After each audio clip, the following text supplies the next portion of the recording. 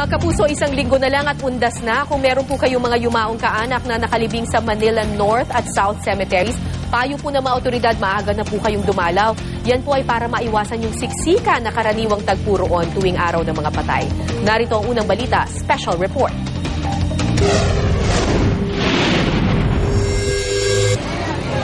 Tuwing panahon ng undas, milyon-milyon sa ating mga Pilipino ang dumadalaw sa ating mga yumaong mahal sa buhay sa sementeryo.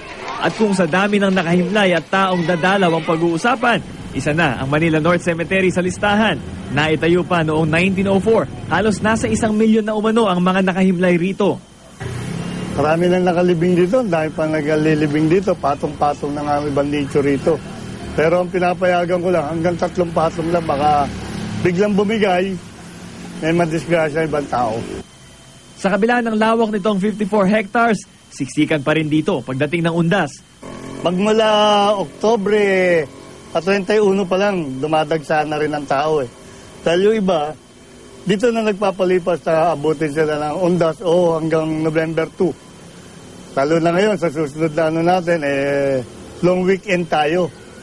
Kaya maring dumagsa, abutin ng milyon ang dadalaw rito. Kung milyon ang dadalaw sa Manila North Cemetery, 100,000 tao naman ang pinaghahandaan ng mga taga Manila South Cemetery.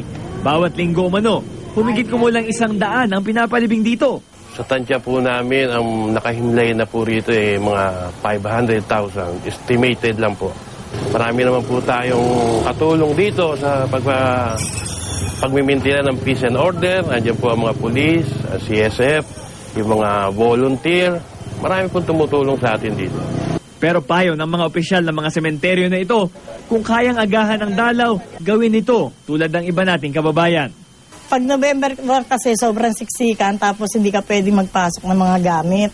Kaya maaga kami naglilinis. Para sa November 1, hindi na kami pupunta sa Ados na lang. Nangyari na kasi na ano yung anak ko, may nawala. Ayoko nang mangyari ulit yun. Para sa unang balita, Bam Alegre reporting.